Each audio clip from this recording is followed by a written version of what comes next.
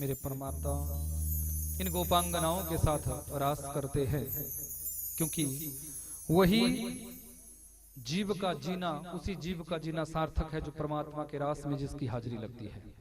भगवान का रास कोई साधारण नहीं है। भगवान शंकर जी भी इस महाराष्ट्र का दर्शन करने के लिए इस ब्रजभूमि पर आए थे। विचार करो, महादेव जब यहाँ आ सकते हैं तो क्या फिर आप लोगों की हाजिरी नहीं लगनी चाहिए? आप लोग तो सुस्ती में रह जाते हो, पर भैया ये कथा का आनंद रोज थोड़ी भी मिलता है। इस आनंद को लेने के लिए तो तरसते हैं देवता भी। मैंने बताया था ना, शुकदेव जी ने स्वर्ग के देवताओं को भी इस कथा के सामने अभक्त माना था। अभक्तांस्तांश्च विज्ञाय न ददौ स कथामृतम् श्रीमद्भागवतीं वार्ता सुराणाम् अपि दुर्लभा। अभक्त माना है। वो कथा गर्ग परिवार के प्रयोजन से हम सभी को प्राप्त हो रही है। आप विचार करो, विचार करो। फिर भी यदि आप पीछे रह जाओ तो भैया दोष फिर हमारा थोड़ी भी है। हमारा क्या है? आज यहां कथा कह रहे हैं, 2 दिन बाद वृंदावन में कहना शुरू कर देंगे। वहां कथा विश्राम होगी, आपके कसौली में कथा कहना प्रारंभ कर देंगे। वहां कथा विश्राम होगी, धर्मशाला में कथा कहना प्रारंभ कर देंगे। फरवरी महीने का शेड्यूल बता रहा हूं आपको। वहां कथा विश्राम होगी आपके चांदपुर में, यहां मार्च में यहां कथा प्रारंभ कर देंगे। वहां कथा विश्राम है, उसके बाद फिर धर्मशाला कथा करने चले जाएंगे। हमारा क्या है? हम चाहते हैं कि अधिक से अधिक आप कथा का आनंद ले सको। अधिक से अधिक जितना आप कथा का आनंद लेंगे उतना ही गोविंद की कृपा का वर्षण आपके जीवन में होगा। परमात्मा ने इन गोपियों के साथ जो रास किया था, सिर्फ और सिर्फ इनकी भक्ति भाव को देखकर, भाव को देखकर, क्योंकि भाव के वशीभूत ही मेरे गोविंद आते हैं। भाव को देखकर, जिसके अंदर भाव होता है, भागवत में स्पष्ट किया ना तीसरे मंत्र में कि निगम कल्पतरोर गलितम फलम शुकमुकात् अमृत द्रव संयुतम पिबत भागवतम रसमालयम मुहुरहो रसिका भुवि भावुका। भाव में डूबकर, जब आप मस्ती में डूबकर, क्योंकि रसिक लोग, भावुक लोग ही कथा के मर्म को समझ सकते हैं, वही कथा के भाव को जान सकते हैं। जो संकोच में रह जाते हैं ना, जिसने की शर्म उसके, आप बोलो मैं क्यों बोलूं, पर ये सत्यता है, संकोच में नहीं रहना चाहिए। संकोच करो बुरे कामों से, शर्म करो बुरे कार्यों की। भगवान के दरबार में किस बात की शर्म? वो तो तुम्हें अंदर से भी जानता है, बाहर से भी। क्या उससे तुम लाख आंख से देख रहा है, सबको देखने वाला। वो तो हर परिस्थिति में आपको देखता है। तुम क्या सोच रहे हो, तुम्हारे अंदर क्या विचार चल रहा है, तुम क्या बोलना चाहते हो, तुम क्या सोचना चाहते हो, ये सब मेरे गोविंद सब कुछ देखते हैं, सब कुछ उनको दर्शन होता है। फिर भी हम संकोच, फिर भी चतुराई दिखाते हैं हम लोग। हम सोचते हैं कि हम शायद ज्यादा ही चतुर हैं, पर भैया भगवान के दरबार में चतुराई नहीं, भगवान के दरबार में तो सिर्फ और सिर्फ भावों का, आपका भाव कैसा है। कि भाव का भूखा हूं मैं, भाव ही एक सार है, भाव से जो भजता मुझे भव से बेड़ा पार है। भाव बिन देवे मुझे मैं कभी लेता नहीं, भाव से एक पत्र देवे वो मुझे स्वीकार है। भगवान कहते हैं पत्रम पुष्पम फलम तोयम यो में भक्त्या प्रयच्छति। कुछ भी तुम्हारे पास नहीं है तो अपने हृदय के भाव को ही समर्पित कर दो, अश्रु बिंदुओं को ही भगवान को अर्पण कर दो, परमात्मा प्रसन्न हो जाते हैं। कि भाव बिन देवे मुझे मैं कभी लेता नहीं, भाव से एक पत्र देवे वो मुझे स्वीकार है। बांध लेते भक्त मुझको प्रेम की जंजीर में। कैसे बांध सकते हो? यदि प्रेमा भक्ति तुम्हारे अंदर है। गोपियों ने कैसे बांधा? प्रेमा भक्ति से। भक्त प्रहलाद ने कैसे बांधा? प्रेमा भक्ति से। ध्रुव जी ने कैसे बांधा? प्रेमा भक्ति से। मीरा ने कैसे बांधा? प्रेमा भक्ति से। कि बांध लेते भक्त मुझको प्रेम की जंजीर से, इसीलिए इस धरती पर होता मेरा अवतार है। भाव का भूखा हूं मैं, भाव ही एक सार है। भाव से जो भजता मुझे, भव से बेड़ा पार है। बोले भक्त वत्सल भगवान की ऐसा सुंदर मनोभाव। संत नारद जी विचार करते हैं कि परमात्मा तो यहाँ रास में लगे हैं, मूल उद्देश्य तो अभी बाकी है। सीधे मथुरा में पहुंचे और कंस से कहने लगे, महाराज लगभग 11.5 वर्ष का हो गया है तुम्हारा ये शत्रु कृष्ण, फिर भी जीवित है, मारते क्यों नहीं? कंस कहने लगा, मैंने तो चुन चुन कर राक्षसों को भेजा मारने के लिए, पर ना जाने उस ग्वाले के पास कौन सी शक्ति है, मेरे राक्षस को, मेरे समस्त राक्षस परिकरों को उसने पल भर में मार डाला। नारद जी कहने लगे, सुनो कंस, भगवान शंकर जी ने तुम्हें एक दिव्य धनुष दिया है, तुम उस धनुष के निमित्त अपने यहां मेला रखो, अचल ग्रामीणों को बुलाओ। अक्रूर जी के द्वारा कृष्ण और बलराम को भी आप यहां बुलाओ। मथुरा में जब तुम्हारे दोनों शत्रु आ जाएंगे तो तुम्हारे पास तो बड़े बड़े वीर योद्धा है, जैसा तुम्हारा मन बने वैसा मरवा डालना। कंस को बात अच्छी लगी। कंस ने कहा, आपने तो बिल्कुल सही कहा। देखो कंस, बस परसों आपकी विजय देखना चाहता हूं। नारद जी यहां से निकले, वृंदावन में प्रवेश किया, कृष्ण और बलराम से मिलना हुआ। प्रभु, उस पापी कंस को अब तक क्यों जीवित छोड़ा है? मार क्यों नहीं देते आप उसे? भगवान कहने लगे, नारद जी, मैं कौन होता हूं किसे मारने वाला? जीव अपने कर्मों से ही सब कुछ प्राप्त करता है।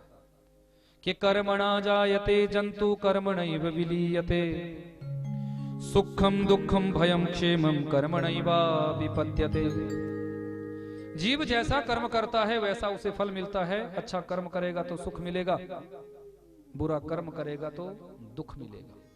ना तो भगवान सुख देते हैं और ना ही किसी को दुख देते हैं। ये सुख और दुख तो हमारे अपने कर्मों से ही हमें मिलते हैं।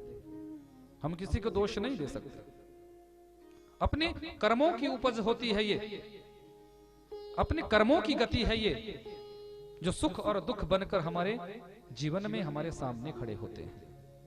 पर हाँ, इतना जरूर है कि कंस जैसे पापी के पापों का घड़ा अब भर चुका है, अति शीघ्र फूटेगा।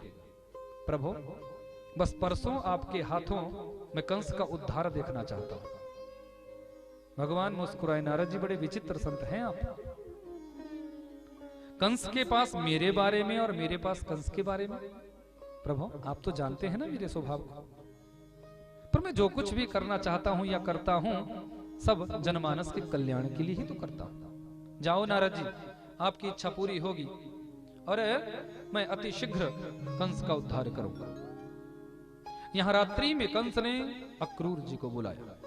हे अक्रूर जी, आप तो जानते हैं मुझे बातों को बदलना नहीं आता। मैं बिल्कुल स्पष्ट शब्दों से तुमसे कहूं, तुम यहां से सीधे ब्रज में जाओ और वृंदावन से अपने साथ कृष्ण और बलराम को लेकर आओ। अक्रूर जी ने बड़े आश्चर्य के साथ पूछा, महाराज क्यों बुलाना चाहते हो? क्यों बुलाना चाहते हो आप कृष्ण और बलराम को? हे अक्रूर जी, आप तो जानते हैं कि आकाशवाणी ने जिस बात को बताया था उसी बात की पुष्टि उस कन्या ने भी की थी। यदि कृष्ण मेरा काल है तो मैं अपने काल को जीवित कैसे रहने दे सकता हूं? मैं नहीं चाहता कि कृष्ण बड़ा होकर मुझे कोई कष्ट प्रदान करे, इसलिए उसके बचपन में ही मैं उसे मार डालना चाहता हूं। अक्रूर जी ने कहा, ये आप क्या कह रहे हैं महाराज? कृष्ण और बलराम रिश्ते में आपके भांजे लगते हैं, अपने उन छोटे छोटे भांजों को यहां बुलाकर मरवाना चाहते हो। कंस कहने लगा, मुझे ये सब बातें नहीं सिखानी है। मैं इतना जानता हूं कि यदि वो मेरा शत्रु है मैं उसे जीवित नहीं छोड़ूंगा, और यदि तुम जाने के लिए तैयार नहीं होते हो तो मैं शूली पर लटका दूंगा, तुम्हें प्राण दंड तुझे दे दूंगा। अक्रूर जी ने सोचा, इस पापी दुष्ट के हाथों मरने से अच्छा है कम से कम भगवत साक्षात्कार करके मरूं। अक्रूर जी रथ पर सवार हुए हैं, वृंदावन की ओर चले हैं। रथ हाँकने की गति में नहीं है, रथ हाँकने की भावना में नहीं है। मन में एक ही भाव आ रहा है कि वो नन्हे नन्हे बालक जब मेरे अंक में आकर मुझसे लिपटेंगे तो क्या पूछूंगा, क्या कहूंगा कि आपको मरवाने के लिए बुलाया है। सुबह से शाम हो गई है, जैसे कैसे शिवरंजनी के भाव में आज अक्रूर जी वृंदावन पहुंचे हैं, वृंदावन आए हैं। ब्रज में जैसे ही प्रवेश किया है, कृष्ण और बलराम गौचारण करा के आ रहे थे, गौचारण करा के आ रहे हैं। काका काका कहते हुए दोनों दौड़े हैं, अंक से लिपट गए हैं। अक्रूर जी ने भी दोनों बालकों को अपने हृदय से लगाया। कन्हैया पूछने लगे, काका जी कैसे आना हुआ? कन्हैया, मैं तुम दोनों को लेने के लिए आया हूं, तुम्हारे मामा कंस ने तुम्हें बुलाया है। मेरे गोविंद कहते हैं, काका श्री, मेरे ब्रजवासियों के सामने इस बात को मत कहना, मेरे ब्रजवासियों के सामने इस बात को मत कहना, क्योंकि मेरे ब्रजवासी मुझसे इतना प्रेम करते हैं कि वो मुझे कभी जाने की अनुमति नहीं देंगे। और गलती से भी मैया और बाबा के सामने तो इस बात को मत बोलना, क्योंकि मैया तो अपनी नजरों से मुझे एक पल के लिए भी ओझल नहीं होने देती। अब तो अक्रूर जी को और भी ज्यादा भय लगे, कैसे कहूंगा, और कहूंगा नहीं तो मेरे साथ भेजेगा कौन? ब्रज का आतिथ्य बड़ा अद्भुत है, सेवा सत्कार हुआ है। भोजनोपरांत नंद बाबा जी ने पूछा, अक्रूर जी कैसे आना हुआ, कैसे आना हुआ? अक्रूर जी ने सोचा, कब तक छुपाऊंगा, बोलना तो पड़ेगा ही।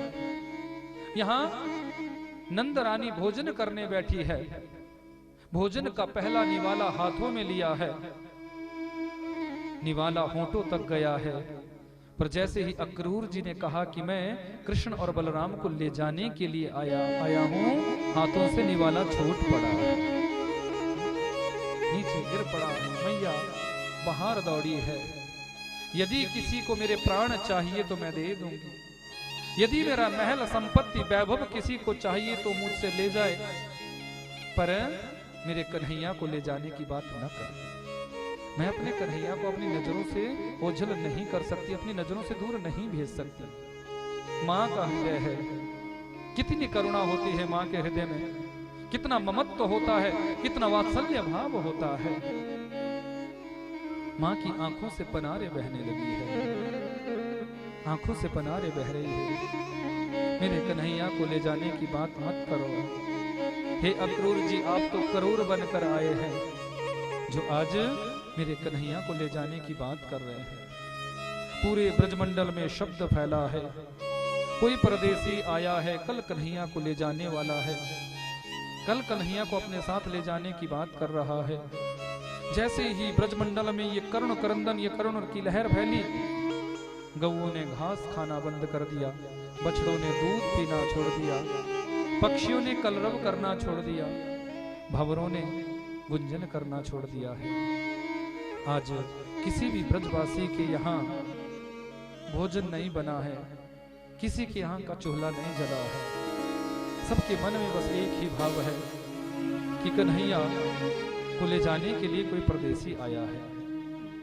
आधी रात का समय, मैया अपना सर खंबे से लगाकर रो रही है, विचार कर रही है कि कन्हैया से मैं इतना दुलार करती थी, इतना लाड करती थी, इतना प्यार करती थी, कल मेरा कन्हैया मुझसे दूर हो जाएगा, मुझसे दूर चला जाएगा। मैया की आंखों से पनारे बह रही है। मैया रो रही है। जैसे ही कन्हैया की आंख खुली है, कन्हैया आगे आए, अपने नन्हे नन्हे हाथों से मैया के आंसुओं को पोंछा है। मैया आप रो रही हो? आप रो रही हो? मैया कहने लगी, लाला देख, कल तू परदेश जा रहा है, मुझे छोड़कर जा रहा है। लाला मुझे कभी याद मत करना। अरे मैं बड़ी निष्ठुर हूं। मैंने एक माखन की मटकी फोड़ने के प्रतिफल में तुझे ओखल से बांध दिया था। मैंने तेरा कान पकड़कर तुझे छठी दिखाई थी। ऐसी बातें जब मैया कहने लगी तो मेरे कन्हैया भी आज रो पड़े हैं।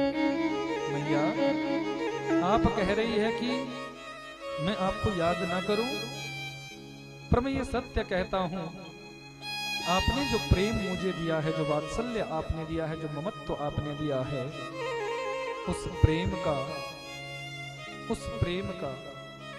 ऋण मैं अपने जीवन में कभी चुका नहीं सकता। यदि देवताओं के समान लंबी आयु भी मैं प्राप्त करूं तो भी इस आपके द्वारा दिए गए वात्सल्य भाव के ऋण को मैं नहीं चुका सकता। कन्हैया मैया की आंखों के अश्रुओं को पोंछते हैं। सुबह हुई है, हजारों गोपियां, सारे ब्रजवासी महल के आंगन में खड़े हैं। सभी रो रहे हैं, गैया रो रही है, बछड़े रो रहे हैं, पक्षियों ने कलरव करना छोड़ दिया है। पूरे ब्रजमंडल में करुण क्रंदन फैला हुआ है। सभी एक ही भाव कह रहे हैं कि प्यारे तेरी याद में कैसे रहेंगे, तेरी याद में कैसे रहेंगे। हे कान्हा, कान्हा तेरी याद में ब्रज सारा रोए रे, तेरी याद में ब्रज सारा रोए रे, गोपियां भी रोए, कान्हा वाले भी रोए, गोपियां भी रोए, कान्हा वाले भी रोए।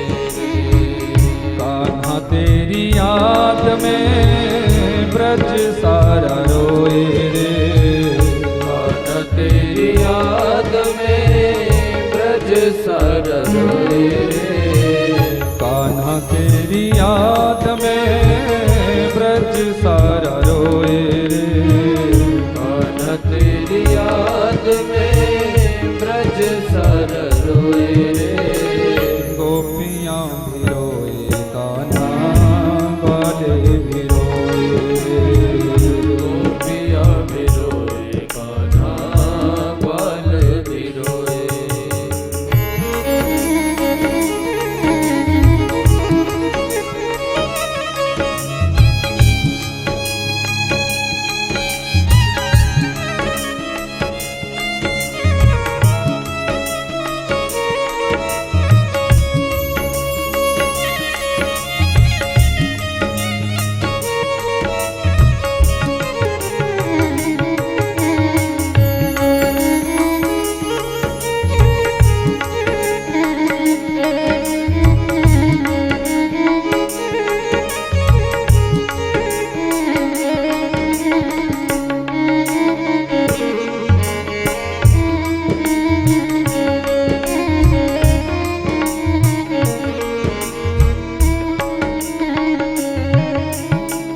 माखन चुरा कर तेरा भाग जाना, रहा नहीं याद तुझको गुजरात जमाना। माखन चुरा कर तेरा भाग जाना, रहा नहीं याद तुझको गुजरात जमाना। माखन चुरा कर तेरा भाग जाना,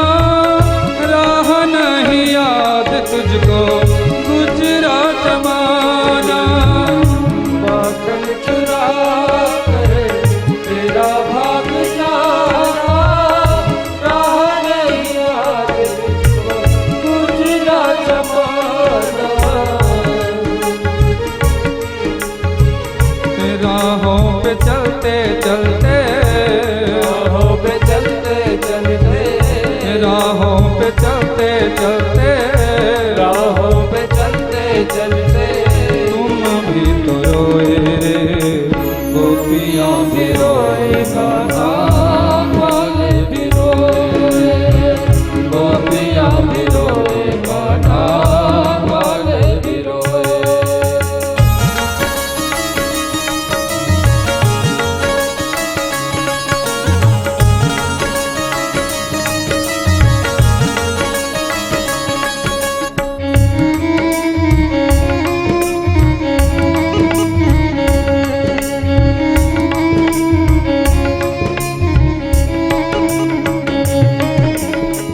विरह सहा ना जाए, आ जाओ कान्हा, निर्मोही हो तुम, हमने ये जाना।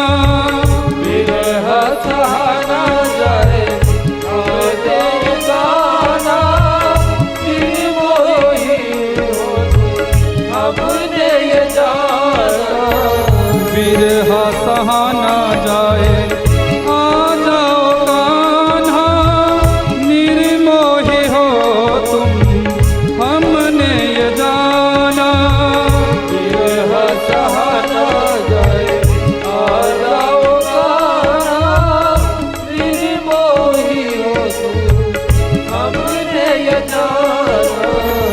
गौओं ने घास छोड़ा, गौओं ने घास छोड़ा, गौओं ने घास छोड़ा, गौओं ने घास छोड़ा।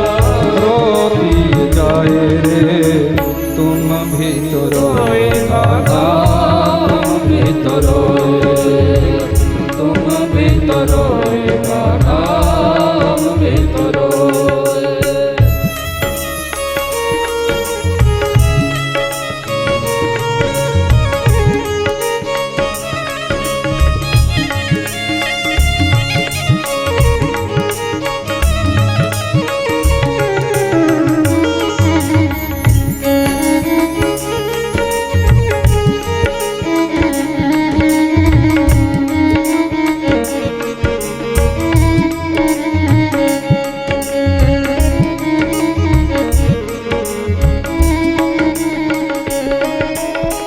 डालियों से पत्तों से तेरा नाम निकले, ब्रज भूमि से श्याम श्याम श्याम निकले। डालियों से पत्तों से तेरा नाम निकले, ब्रज भूमि से श्याम श्याम निकले। डालियों से पत्तों से तेरा नाम निकले, ब्रज भूमि से भी श्याम श्याम निकले। डालियों से पत्तों से तेरा नाम निकले, ब्रज भूमि से श्याम श्याम निकले। नंद बाबा और मैया, नंद बाबा और मैया, नंद बाबा और मैया, नंद बाबा और मैया, खाना न खाए रे, तुम भी तो रोए कान्हा, तुम भी तो रोए, तुम भी तो रोए कान्हा, तुम भी तो रोए।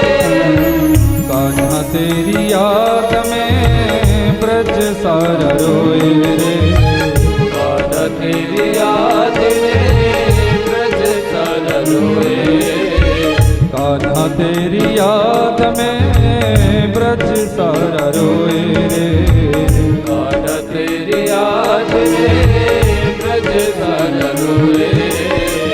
गोपियाँ भी रोए कान्हा, ग्वाले भी रोए रे, गोपियाँ भी रोए कान्हा, ग्वाले भी रोए, गोपियाँ भी रोए कान्हा, ग्वाले भी रोए रे, गोपियाँ भी रोए कान्हा, ग्वाले भी रोए, गोपियाँ भी रोए कान्हा, ग्वाले भी रोए। गोपियाँ भी रोए कान्हा, ग्वाले भी रोए।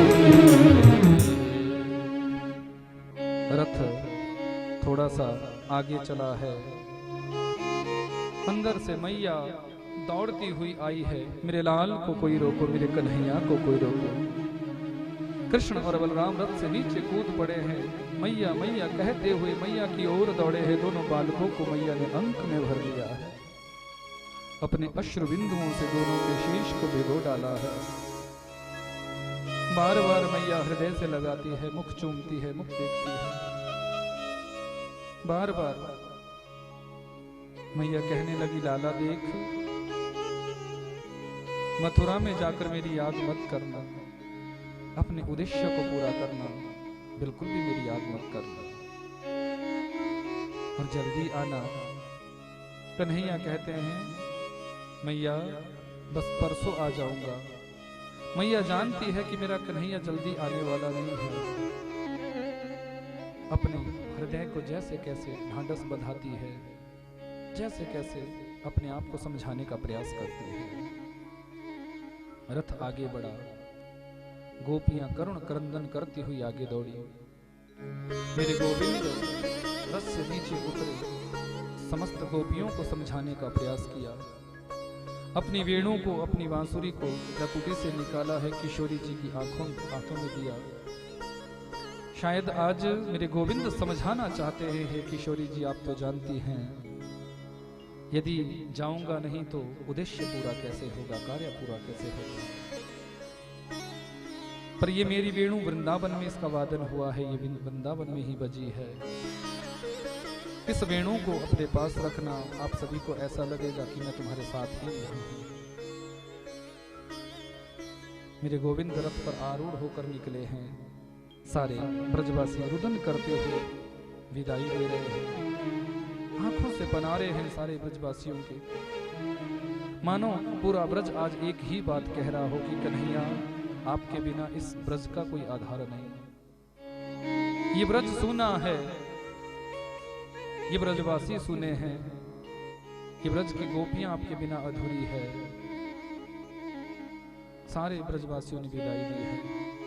जिस मार्ग से भगवान निकले हैं उसी मार्ग पर टकटकी बांध कर बस सभी बैठे हुए हैं कि कभी ना कभी तो वो आएंगे, उनका दीदार होगा। मार्ग में अक्रूर जी को संशय हुआ है कि मैं इन नन्हे नन्हे बालकों को मरवाने के लिए ले जा रहा हूं, कंस जैसा पापी इन बालकों को मार डालेगा। तो अक्रूर जी के संदेह को तोड़ने के लिए मेरे परात्पर प्रभु कहते हैं, काका जी भूख लगी है, हम कुछ फल तोड़कर पाना चाहते हैं। अक्रूर जी ने कहा, ठीक है आप फल तोड़कर पाओ, तब तक मैं यमुना जी में स्नान करूं। तो जैसे ही डुबकी मारी है यमुना जी में, शेष सैया पर नारायण महाप्रभु का दर्शन अक्रूर जी को हुआ है। बाहर निकले हैं, दोनों बालकों का दर्शन किया, डुबकी मारते हैं तो शेष सैया पर नारायण का दर्शन। अक्रूर जी समझ गए, जिन्हें मैं साधारण समझ रहा हूं ये साधारण नहीं है, ये परब्रह्म है, ये परमात्मा है, ये परब्रह्म परमात्मा है। अक्रूर जी के सारे संशय नष्ट हो गए। मथुरा में प्रवेश किया, नगरी में जैसे ही प्रवेश किया है, समस्त मथुरावासी पुष्प वृष्टि करने लगे हैं। सखा कहने लगे, लाला देख भैया, नगरी में प्रवेश करते ही कितना स्वागत होने लगा हमारा। भगवान विचार करते हैं, इन नन्हे नन्हे सखाओं को क्या पता कि यहां मामा जी ने तो मरवाने के लिए बुलाया है। एक सखा कहने लगा, लाला देख ये राजा की नगरी है और हम ठहरे गवारी है भैया, हम ठहरे ग्वाले। अब राजा की नगरी में इन गोप वस्त्रों में अच्छा नहीं लग रहा है, वस्त्र तो कोई अच्छे होने चाहिए। तो जैसे ही आगे जा रहे थे तो मेरे भगवान तुरंत धोबी घाट पर पहुंचे हैं। कंस का धोबी जो बड़ा क्रूर स्वभाव का है, भगवान ने कहा, मामा जी राम राम, मैं कंस का भांजा कृष्ण आपसे राजसी वस्त्रों की इच्छा करता हूं, आप मेरे इन सखाओं को राजसी वस्त्र प्रदान करें। ये धोबी कहने लगा, अरे बड़े आए राजसी वस्त्र धारण करने वाले, जानता हूं तुम गवारियों को मैं, जीवन में तुमने किया ही क्या है। बेझड़ की रोटी गुड़ के साथ खाई है, पोखर का पानी पिया है, गौ चारण जीवन में करवाया है, राजसी वस्त्रों की इच्छा कर रहे हो। चले जाओ यहां से, नहीं तो जो काम कंस करेगा उस काम को मैं ही यहां निपटा दूंगा। सखा कहने लगे, लाला हम तो बड़े प्रेम से इनसे बात कर रहे हैं, ये इतनी अभद्र भाषा का प्रयोग कर रहे हैं। दिखा दो जरा पूतना वाले हाथ। मेरे गोविंद ने एक थप्पड़ मारा है, धोबी का सर धड़ से अलग हो गया। जितने भी धोबी घाट पर धोबी थे सब भागे। अरे पूतना मारने वाला आ गया, अरिष्टासुर, बकासुर, धेनुकासुर मारने वाला आ गया। राजसी वस्त्रों की पोटलियों को खोला है। भगवान ने कहा जो जिसे वस्त्र अच्छा लगता है धारण करो। सबने राजसी वस्त्रों को पहना।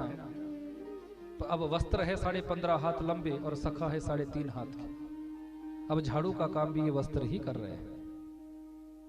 सखा कहने लगे, लाला ये तो ऐसा लग रहा है जैसे मंगेनू पहने हैं, कोई अच्छी व्यवस्था करो ना। तो परमात्मा का एक अनन्य भक्त जो दर्जी है, भगवान वहां गए। मामा जी मेरे सखाओं के अनुरूप आप इन वस्त्रों को बनाएं। उस दर्जी ने अति शीघ्र समस्त सखाओं के अनुरूप उन वस्त्रों को बनाया है। भगवान ने आशीर्वाद दिया, जाओ आने वाले समय में मेरा आशीर्वाद रहेगा, इतना मूल्य वस्त्र का नहीं होगा जितना बदले में तुम्हें सिलाई मिला करेगी। दर्जियों पर आशीर्वाद भगवान ने दिया। सखा कहने लगे, लाला वस्त्र तो अच्छे हो गए, पर गले में फूलों की माला हो जाए तो आनंद हो जाए। क्योंकि ब्रजवासियों को फूलों की मोटी मोटी मालाएं बड़ी अच्छी लगती है। बिहारी जी में यदि मिल गई प्रसादी माला तो अच्छी बात, नहीं तो खुद खरीद कर वहीं से ही जाओ बिहारी जी कह के अपने गले में डाल ले। अब सुदामना नामक माली, परमात्मा का परम भक्त, इस माली के पास गए। मामा जी मेरे इन समस्त सखाओं को आप पुष्पों की माला अर्पण करो। ये माली बड़ा प्रसन्न हुआ। बड़ी सुंदर सुंदर माला इन्होंने समस्त सखाओं के गले में पहनाई है। भगवान ने इस माली को भी आशीर्वाद दिया, जाओ मेरा आशीर्वाद रहेगा। यदि पुष्प तोड़कर आप अपने यहाँ 5 दिन तक भी रखोगे तो वो फूल, वो पुष्प बासी नहीं कहलाएगा। यदि कोई भी अपने यहाँ पुष्प तोड़कर रखता है तो वो अगले दिन बासी हो जाता है, वो चढ़ाने योग्य नहीं रहता। लेकिन मालियों के यहाँ यदि पुष्प 1 हफ्ते तक भी रह जाए तो भी वो बासी नहीं कहलाती, क्योंकि भगवान ने आशीर्वाद दिया है। पुष्पों की माला हो गई। सखा कहने लगे, भैया चंदन का लेप भी हो जाए तब तो बात ही क्या, क्योंकि ब्रजवासी इनको बड़ा चंदन बहुत अच्छा लगता है। आप ब्रज में जाइएगा, सबके माथे पे आपको चंदन मिलेगा।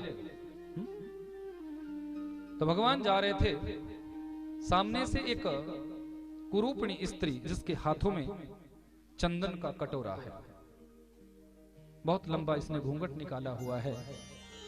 भगवान इस स्त्री के सामने खड़े हो गए। देवी तुम्हारा परिचय? सुंदरी आपका परिचय क्या है? इस स्त्री को ऐसा लगा कि ये सभ्य कहलाने वाला समाज जिस मार्ग से मैं आती थी उस मार्ग का त्याग करके दूसरे मार्ग पे चले जाते थे। आज तक किसी ने मुझसे बात नहीं की और ये सर्वांग सुंदर बालक मुझे सुंदरी कह रहा है। बालक क्या मेरा उपहास कर रहे हो? भगवान कहने लगे, ना देवी ना, मुझे तो तुम सुंदरी ही दिख रही हो। एक बात याद रखना, भगवान किसी के चमड़े को नहीं देखते। आप देखने में कैसे हैं भगवान को इससे कोई मतलब नहीं। परमात्मा आपके मन को देखते हैं कि आपका मन कैसा है। कि निर्मल मन जन सो मोहि पावा, मोहि कपट छल चित्र न भावा।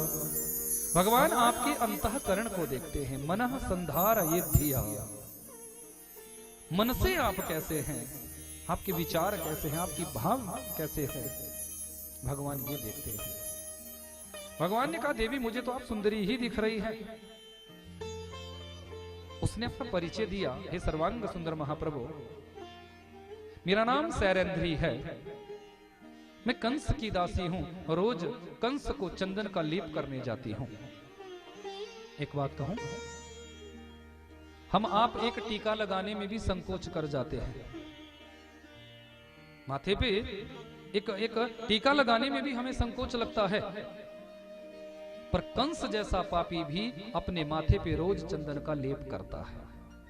विचार करो, पापी कंस हुआ या हम लोग हुए? बोलो, कौन ज्यादा पापी है, वो कंस या हम लोग? जिन्हें चंदन का एक टीका लगाने में भी शर्म आती है, संकोच होता है, हाथों में रक्षा सूत्र बांधने में भी हमें संकोच लगता है, गले में कंठी डालने में भी हमें संकोच लगता है। क्यों? शायद हम भूल चुके हैं कि हमारी संस्कृति क्या है, हमारी सभ्यता क्या है, हमारा धर्म क्या है। पर एक बात याद रखना, धर्मो रक्षति रक्षिता। जो धर्म का रक्षण करता है, धर्म उसकी रक्षा करता है। धर्म विहीन हो जाओगे तो तुम्हारी रक्षा नहीं हो सकती, गिरना पड़ेगा। अपने धर्म से कभी पतित ना हो, अपने धर्म पर अडिग रहो, क्योंकि गीता में भी भगवान श्री कृष्ण ने स्पष्ट किया है, स्वधर्मे निधनम श्रेयः पर धर्मो भयावह। अपने धर्म में रहकर यदि हमारा मरण भी होता है वो भी श्रेयस्कर है। धर्म का त्याग करके भले ही तुम बड़े बड़े राजमहलों में वास करो, फिर वहां भी तुम्हें सुख की प्राप्ति नहीं हो सकती, शांति की प्राप्ति नहीं हो सकती। आज लोग लालच में आकर, भ्रम में भ्रमित होकर, तुम्हारे बच्चों की फ्री में पढ़ाई हो जाएगी, तुम्हारे बच्चों की फ्री में शादियां हो जाएगी और तुम्हें डोनेशन मिल जाएगा, पैसा मिल जाएगा, तुम इस लालच में आकर अपने धर्म का परिवर्तन कर देते हो। पर याद रखना, जो अपने धर्म को बदल सकता है वो अपने बाप को भी कभी भी बदल सकता है। जो धर्म का नहीं हुआ वो माँ बाप का कैसे हो सकता है, और जो माँ बाप का नहीं हुआ वो धर्म का कैसे हो सकता है। निवेदन है आप सभी से कि अपने बच्चों को ऐसे संस्कार दो कि कम से कम तुम्हारे बच्चे संस्कार लेकर धर्म पर चले, धर्म के पथ पर वो चले। यदि तुमने अपने बच्चों को धर्म की शिक्षा नहीं दी तो फिर ये मत सोचना कि बुढ़ापे में वो बच्चे तुम्हारा कभी साथ देंगे, तुम्हारी कभी सेवा करेंगे। यदि बचपन में उन्हें संस्कारित किया, उन्हें धर्मवान निष्ठावान बनाया, तो वही बच्चे तुम्हारे बुढ़ापे में तुम्हारा सहारा बनकर खड़े होंगे। ये कहती है मैं सैरेंद्री हूं, 3 जगह से मेरा शरीर टेढ़ा है इसलिए लोग मुझे त्रिवक्रा कहते हैं, मेरा विभक्त स्वरूप है इसलिए लोग मुझे कुब्जा कहते हैं। आज आपने मुझे सुंदरी कह के संबोधित किया है। भगवान ने कहा मुझे तो तुम सुंदरी ही दिख रही हो। यदि तुम्हारा मन बने, तुम्हारा मन हो, तो आज तुम मेरे इन सखाओं के माथे पे चंदन का लेप करो। सबके माथे पे इसने चंदन का लेप किया। स्कंद महापुराण में स्पष्ट आया है कि जिसके मस्तक पर चंदन का लेप होता है, चंदन का टीका होता है, वो कभी यम यातना नहीं भोगता। याद रखना। पूज्य बाबा जी यहाँ हमारे बीच में विराजमान हुए हैं, हम सभी का ये परम सौभाग्य है। बीच में भी मैंने स्कंद पुराण की चर्चा की थी, तो पूज्य बाबा जी ऐसे महापुरुष है कि इनके दिशा निर्देशन में, इनके प्रांगण में, सुंदरनगर डोडेश्वर महादेव जी में पूज्य बाबा जी विराजमान होते हैं, और वहीं पर ये श्री स्कंद महापुराण की कथा का आयोजन करवा रहे हैं। जिस कथा के 2 चरण हो चुके हैं, 2 बार कथा 15-15 दिन की मैं कह चुका हूं।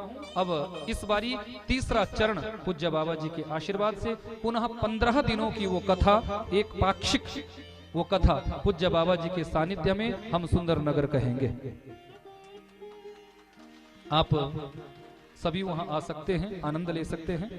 ऐसे श्रेष्ठ संत, क्योंकि मैंने शायद चर्चा की थी कि इतने बड़े यज्ञ को तो कोई श्रेष्ठ संत ही संपादित करवा सकता है। श्रीमद् भागवत की कथा तो मानो 7 दिन रहती है, शिव महापुराण 11 दिनों का अनुष्ठान है, देवी भागवत जी 9 दिन में कथा हो जाती है, मार्कंडेय पुराण 5 दिन में हो जाता है, राम कथा भी 9 दिन में हो जाती है। पर भैया ये जो श्री स्कंद महापुराण है, इसका कथा कम से कम 45 दिन तक तो होती ही होती है। अब ऐसे संत 15-15 दिनों के हिसाब से उस कथा को पूरा करवा देते हैं। साधारण लोगों के बस की बात नहीं है। ऐसे श्रेष्ठ संत पूज्य बाबा जी, जो मंडल श्री महंत है जूना अखाड़ा के श्रेष्ठ संत श्री श्री 1008 बाबा श्री गीतानंद सरस्वती जी महाराज, इनके श्री चरणों में मैं कोटि कोटि प्रणाम करता हूं। बाद में इनके श्रीमुख से हम आशीर्वचन जरूर ग्रहण करेंगे। ये तो डॉक्टर साहब का मैं परम सौभाग्य समझता हूं, जो इन पर संत महापुरुषों की विशेष कृपा है। यज्ञ में जब कोई संत आ जाता है तो उस कथा की, उस यज्ञ की महिमा बढ़ जाती है, क्योंकि संतों की महिमा को गाना आसान नहीं है। कोई संतों की महिमा नहीं गा सकता। कि सब धरती कागद करूं, लेखनी सब बन राय, सात समुद्र की मसी करूं, गुरु गुण वर्णी न जाए। सातों समुद्रों की यदि स्याही बना दी जाए, और जितने भी ये वन विटप हमें दिख रहे हैं, इनकी यदि लेखनी बना दी जाए, कलम बना दी जाए, उसके बाद भी यदि कोई संत महिमा गाने लगे, उसके बाद भी यदि कोई संत महिमा लिखने लगे, तो वो संत महिमा नहीं लिख सकता। जीवन में दो ही चीजें तो दुर्लभ कही है, एक सत्संग और दूसरे संत दर्शन। आप सभी का ये परम सौभाग्य कि आपको दोनों का यहाँ आनंद हो रहा है। गोस्वामी तुलसीदास जी ने रामचरितमानस में लिखा है कि बिनु सत्संग विवेक न हो, बिनु सत्संग विवेक न होई, बिनु सत्संग विवेक न होई, बिनु सत्संग विवेक न होई, राम कृपा बिनु दुर्लभ न होई, राम कृपा बिनु सुलभ न होई, बिनु सत्संग विवेक न होई, राम कृपा बिनु सुलभ न सोई। बिना ईश्वर कृपा से न तो संत दर्शन हो सकता और ना ही सत्संग जीवन में आ सकता। तो ऐसे श्रेष्ठ संतों का आप सभी को दर्शन हो रहा है, आप सभी का ये परम सौभाग्य। और इन्हीं के साथ आए हैं हमारे परम प्रिय शिष्य, जो मनाली स्वीट्स के नाम से जिनकी प्रसिद्धि है पूरे हिमाचल में, आपके यहाँ कुनिहार में भी इनकी फैक्ट्री से जो है मिष्ठान आता है। अब लेवल बाद में चाहे वो अपना लगा दे यहाँ कर, लेकिन थोक में तो इन्हीं के यहाँ से आता है। तो मनाली स्वीट्स के जो ऑनर है वो हमारे परम भक्त यहाँ श्रीमान सुरेंद्र सेन जी विराजमान है। तो इन्हें भी व्यासपीठ से बहुत बहुत आशीर्वाद। बड़े सरल है। अक्सर कहते रहते हैं कि जितना भी कार्य हमारे यहाँ का है वो सब मैंने बस ठाकुर जी पर छोड़ा हुआ है, भगवान पर छोड़ा हुआ है। नहीं तो बड़े बड़े जो बिजनेसमैन होते हैं उन्हें कथा में आने का टाइम नहीं होता। कथा में तो वही आ सकता है जो परमात्मा का परम भक्त है, जिसके अंदर भक्ति है। नहीं तो माया के चक्कर में बड़े बड़े उद्योगपति, बड़े बड़े बिजनेसमैन ऐसे डूबे होते हैं कि कब सुबह होती है कब शाम होती है उन्हें तो पता ही नहीं होता।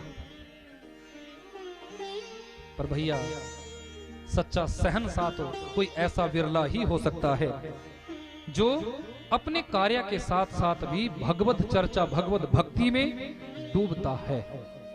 तो इन्हें व्यासपीठ से बहुत बहुत आशीर्वाद, जो अपना अमूल्य समय इन्होंने निकाला और पूज्य बाबा जी का हम सभी को दर्शन भी करवा दिया और अपने आप भी यहाँ इस कथा में अपनी सहभागिता दे रहे हैं, हाजिरी लगा रहे हैं। तो आओ थोड़ा मैं कथा क्रम को आगे ले चलूं।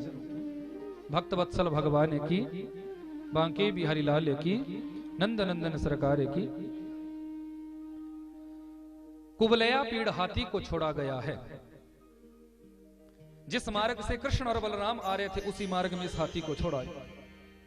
10,000 हाथियों का बल ये अकेला हाथी रखता है। कृष्ण और बलराम के साथ इसका युद्ध हुआ, उद्धार कर दिया है इसका। हाथी दंतों को ही शस्त्र बनाकर भगवान आगे बढ़े। बहुत बड़ी रंगशाला लगी हुई है, शिव धनुष सजाया हुआ है। पलक झपकने में जितना समय लगता है उससे भी कम समय में मेरे परात्पर प्रभु ने शिव धनुष को भंग किया है। शिव धनुष खंडित हुआ, कंस समझ गया आज मेरे जीवन का अंतिम दिन है।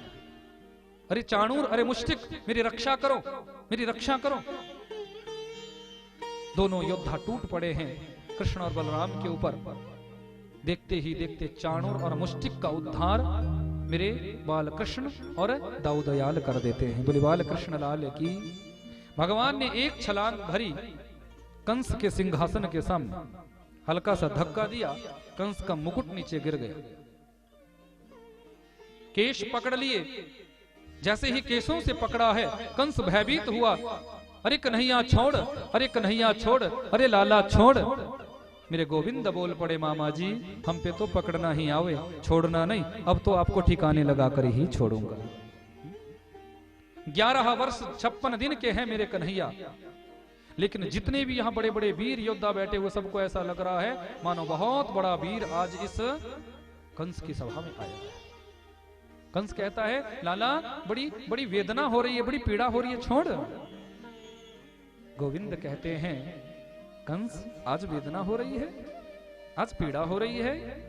याद करो उस दिन को जिस दिन तुमने मेरी मां देवकी को केसों से पकड़ा था। क्या मेरी मां को वेदना नहीं हुई थी? पर कंस तुम क्या जान सकते हो, क्योंकि जाके पग नहीं फटी विवाई, वो क्या जाने पीर पर आई। तुम क्या समझ सकते हो दूसरे की पीड़ा? तुम्हारे अत्याचारों का घड़ा अब भर चुका है, तुम्हारे पापों का घट अब भर चुका है। अब इसे मैं खंडित करूंगा। मेरी नजरों में नजरें डाल कर देख, तेरा कल्याण हो जाएगा। मुष्टिका का एक प्रहार भगवान ने कंस के वक्ष स्थल पर किया है, वहीं रुधिर वमन करता हुआ धराशायी होकर धड़ाम से धरती पर गिर पड़ा है। पुष्प वृष्टि होने लगी। बोले कंस मर्दन श्री कृष्ण चंद्र भगवान की। जो मथुरावासी अपने जीवन में कभी हंसे नहीं थे वो सभी हंसने लगे, खिलखिलाकर हंसने लगे। बड़ी आनंद भाव से आज मेरे परात्पर प्रभु ने नाना उग्रसेन को कारागार से मुक्त कराकर मथुरा की राजगद्दी पर बिठाया। अपनी माता देवकी और वसुदेव जी के चरणों में साष्टांग प्रणाम किया। ये तो परब्रह्म है, परमात्मा है, इन्हें किसी के सामने झुकने की क्या आवश्यकता है? क्या जरूरी है इनको झुकना? पर फिर भी समाज और संस्कृति को सुधारने के लिए परमात्मा ने संस्कारों का दर्शन कराया है। कि नमन्ति फलिनो वृक्षः नमन्ति गुणिनो जनाः शुष्क काष्ठाश्च मूर्खाश्च न नमन्ति कदाचन। भैया झुकता तो वही है जो गुणी होता है, जिसके अंदर विनम्रता है, जिसके अंदर शालीनता है, वो झुकना जानता है। भगवान ने चरणों में प्रणाम किया, दंडवत प्रणाम किया है, क्योंकि जो सिर्फ और सिर्फ बड़े बुजुर्गों को प्रणाम करता है, संत महापुरुषों को प्रणाम करता है, उसकी 4 चीजें अनायास बढ़ जाती है: आयु, विद्या, यश और बल। मात्र प्रणाम करना सीख लो। माता पिता के चरणों में प्रणाम करो, बड़े बुजुर्गों के चरणों में प्रणाम करो, ऐसे दिव्य संत महापुरुषों के श्री चरणों में प्रणाम करो। आपकी 4 चीजें बढ़ जाएगी, कुछ करने की आवश्यकता नहीं। आयु में वृद्धि हो जाएगी, यश में वृद्धि हो जाएगी, बल में वृद्धि हो जाएगी, कीर्तिवान तुम बन जाओगे। यहां से मेरे परात्पर प्रभु गुरुकुल भेजे गए हैं। सांदीपन आश्रम उज्जैनी में गुरुदेव के यहां मेरे परात्पर प्रभु आए हैं। सुदामा जी से मैत्री हुई। यहीं गुरुकुल में 64 दिनों में 64 कलाओं को यथावत गुरुमुख किया है। गुरु दक्षिणा के रूप में मांगने के लिए कहा कि गुरुदेव आप मांगो, मैं गुरु दक्षिणा में आपको क्या भेंट करूं? गुरुदेव कहने लगे, कृष्ण मैं जानता हूं तुम परब्रह्म हो, परमात्मा हो। हमारा एक पुत्र था जो प्रभास क्षेत्र में समुद्र के किनारे स्नान करने गया था, पर समुद्र ने उसे निगल लिया, वो वापस नहीं आया। और जिस दिन से वो बेटा वापस नहीं आया, उसी दिन से तुम्हारी गुरु माता बड़ी दुखी रहती है। आप यदि गुरु दक्षिणा देना ही चाहते हो तो हमारे खोए हुए पुत्र को वापस ले आओ। गोविंद ने गुरु के चरणों में प्रणाम किया, समुद्र में जाकर कूद पड़े। समुद्र से पूछा तो पता चला कि यहां से तो वो गुरुपुत्र यमपुरी जा चुका है। समुद्र के बीच में पांचजन्य शंख को प्राप्त किया है, एक राक्षस जिसका उद्धार किया और वहां से इस दिव्य शंख को प्राप्त किया। शंख का निनाद महाप्रभु ने किया और यहां से सीधे यमपुरी पहुंचे हैं। यमराज जी के साथ युद्ध हुआ। यमराज कहने लगे कि जो एक बार मेरे यहां आ जाता है वो वापस नहीं जा सकता। पर परब्रह्म परमात्मा को ये यमराज साधारण समझ रहे थे। जब युद्ध हुआ, युद्ध में परास्त हुए तो जान गए कि ये तो परब्रह्म है, परमात्मा है, परमात्मा तो कुछ भी कर सकते हैं। गुरुपुत्र को वापस दिया है। मेरे गोविंद गुरुपुत्र को लेकर आज गुरुदेव के यहाँ पहुंचे हैं। गुरु माँ ने जब गुरु अपने बेटे को देखा तो बड़ी प्रसन्न हुई है, गोविंद को आशीर्वाद दिया है। सुदामा से बिछुड़े हैं। सुदामा जी से कहा, मित्र एक बार मेरे यहाँ जरूर आना। सुदामा जी कहते हैं, मित्र जीवन में एक बार तेरे द्वार पर जरूर आऊंगा। यहां से मेरे परात्पर प्रभु अपनी मथुरा में आए हैं। मथुरा में आ तो गए हैं पर खोए खोए रहते हैं, खोए रहते हैं मथुरा। क्यों? क्योंकि मेरे गोविंद को अपने ब्रजवासी याद आते हैं, अपनी वो गोपियां याद आती हैं, ब्रज के वो समस्त सखा याद आते हैं, मैया याद आती है, नंद बाबा याद आते हैं, जिन्हें मैं ये कहकर आया था कि मैं परसों वापिस आ जाऊंगा, पर यहां तो वर्षों व्यतीत हो गए, यहां तो वर्षों व्यतीत हो गए। गोविंद को आज वो सब याद आते हैं। उद्धव जी आए हैं। वसुदेव जी ने कहा, उद्धव देखो तुम्हारे तो ये मित्र है, कई बार जो बात हमसे नहीं बता सकते वो अपने मित्र से बता सकते हैं। आप जाकर पूछो इन्हें हमारी मथुरा में कौन सा दुख है। ये सही से खाते नहीं, डूबे रहते हैं, खोए खोए रहते हैं, किसी से बात तक नहीं करते। क्यों? उद्धव आप जाकर पूछो। उद्धव आए हैं, कहने लगे, केशव आप तो परब्रह्म है, परमात्मा है, और जो साक्षात परब्रह्म परमात्मा है वो ऐसा दुखी किसका चिंतन कर रहे हैं आप, किसकी याद में डूबे हुए हैं आप। मेरे गोविंद के नेत्र सजल हो गए। हे उद्धव, मुझे मेरी भोली भाली गोपियां याद आ रही है, मुझे नंद बाबा याद आ रहे हैं, मुझे मेरे वो समस्त ब्रजवासी याद आ रहे हैं, जिन ब्रजवासियों के पास में ये कहकर आया था कि बस परसों आ जाऊंगा, पर यहां तो वर्षों व्यतीत हो गए, यहां तो वर्षों व्यतीत हो गए, मैं वहां नहीं जा सका। मुझे वो समस्त ब्रजवासी याद आ रहे हैं। उद्धव हंसने लगे, ये मैं क्या सुन रहा हूं। वेद भी जिनको नेति नेति कहते हैं, वेद भी जिनको नमन करते हैं, वो परब्रह्म, वो परमात्मा एक साधारण सी गोपियों के प्रति ऐसे रुदन कर रहे हैं। उन ब्रजवासियों के लिए तुम इतने विलख रहे हो, इतने रो रहे हो। गोविंद कहने लगे, ठीक है उद्धव, यदि तुम ऐसा कहते हो मैं कभी रोऊंगा नहीं, मेरी आंखों में तुम कभी आंसू नहीं देख पाओगे, पर एक बार मेरी उन गोपियों को चुप करा के आ जाओ, मेरी उन सीधी सादी भोली भाली गोपियों को चुप करा के आ जाओ, मैया को चुप करा के आ जाओ, नंद बाबा को चुप करा के आ जाओ। यदि उनको आपने चुप करा दिया, उनका रोना यदि बंद हो गया, तो मैं तुम्हें वचन देता हूं मैं कभी रोऊंगा नहीं, मैं उनकी याद नहीं करूंगा। उद्धव तो हंसने लगे, अरे मैं बृहस्पति का शिष्य, यदुवंशियों का प्रवर मंत्री हूं, उन सीधी सादी गोपियों के पास जाकर मैं क्या करूंगा? क्या वो मेरी तार्किक भाषा को समझ पाएंगी, ज्ञानपूर्ण मेरे भाव को वो समझ पाएंगी, ग्रहण कर पाएंगी? गोविंद कहते हैं, उद्धव एक बार जाओ तो सही, तुम्हारे अंदर कितना ज्ञान है ये तो जाने से ही पता चलेगा। ज्ञान बड़ा है या प्रेम बड़ा है ये तो जाने से ही पता चलेगा। उद्धव निकले हैं, कन्हैया एक बार जाकर आऊंगा, 5 मिनट से ज्यादा इसमें नहीं लगेगा, बस आपका संदेश उन्हें दूंगा और वापस हो जाऊंगा। यहां से उद्धव आए हैं। जैसे ही वृंदावन में प्रवेश किया है, एक बहती हुई नदी को देखा है। सामने से एक पथिक आ रहा था, उससे पूछा, भैया मैं नंद बाबा के महलों में जाना चाहता हूं, नंद बाबा से मिलना चाहता हूं, आप मार्ग बताएंगे? आप रास्ता बताएंगे? वो पथिक कहने लगा, लगता है तुम इस वृंदावन में नए आए हो, उनके महल को बताने की आवश्यकता नहीं है। ये जो आप नदी देख रहे हो ना, इस नदी का जहां से उद्गम स्थल है वही नंद बाबा का महल है। बोले मैं कुछ समझा नहीं, महल से भी कोई नदी बहती है क्या?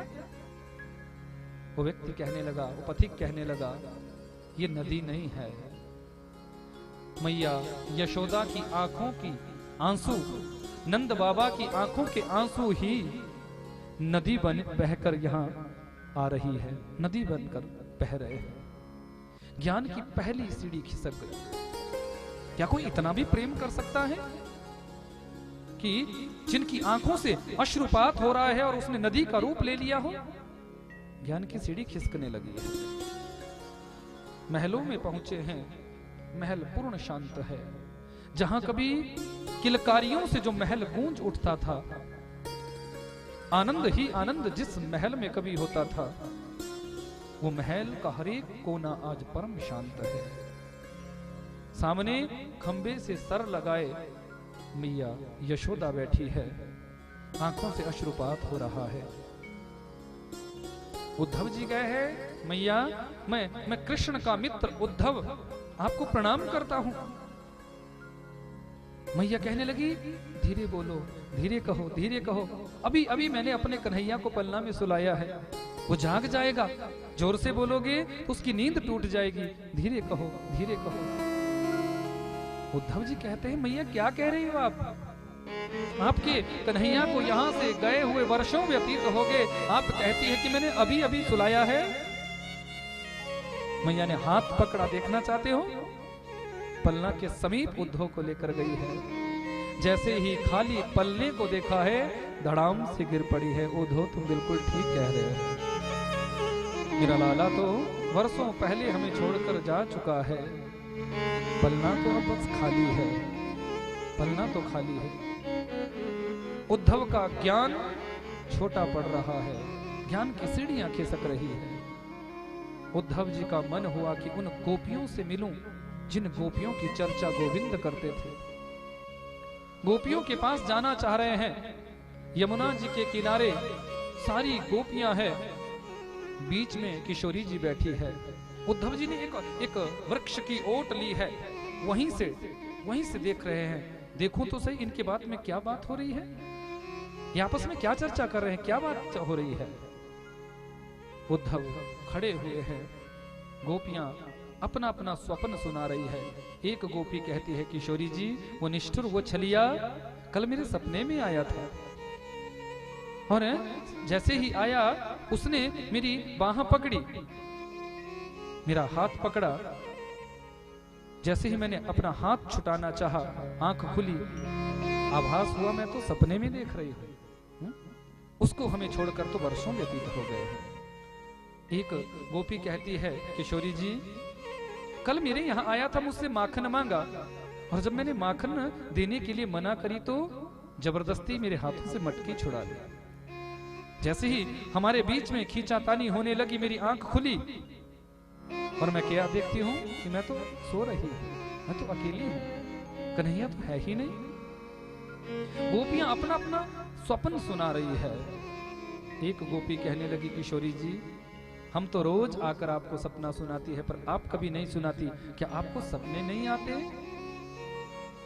किशोरी जी की आंखों से अश्रुपात हो रहा है। राधा रानी कहती है, हे गोपियों, सपना तो उन आंखों से देखा जाता है जिन आंखों में नींद हो। मेरे प्रियतम, मेरे कन्हैया जिस दिन से गए हैं उस दिन से मैं सोई ही कहां हूं जो किसी सपने को देख पाऊं। उस दिन से लेकर आज तक मैं सोई ही नहीं हूं। उद्धव जी की ज्ञान की सीढ़ियां टूट रही है। इतना प्रेम, इतना भाव। एकाएक किशोरी जी की उंगलियों में हरकत हुई है। रेत पर, यमुना जी के किनारे की बालुका पर किशोरी जी के हाथों की उंगलियां चलने लगी है। और देखते ही देखते एक सुंदर चित्र गोविंद का बन गया है। गोपियां कहने लगी, किशोरी जी आंख खोलो, आंख खोलो, देखो आपके हाथों से उस निष्ठुर का कितना सुंदर चित्र बन गया है। एक गोपी कहने लगी, किशोरी जी चित्र तो बड़ा अच्छा है, पर इसमें एक कमी रह गई, आपने चरण नहीं बनाए, इनके चरण भी बना दो ना। किशोरी जी कहने लगी, मैंने जानबूझकर इस चित्र के चरण नहीं बनाए हैं। क्यों? क्योंकि मुझे भ्रम है, मुझे डर है, मुझे भय है कि यदि चित्र के मैंने पैर बना दिए तो कहीं ऐसा ना हो ये चित्र भी अपने पैरों से चलकर हमें छोड़कर चला जाए। कितना प्रेम है, कितना प्रेम है।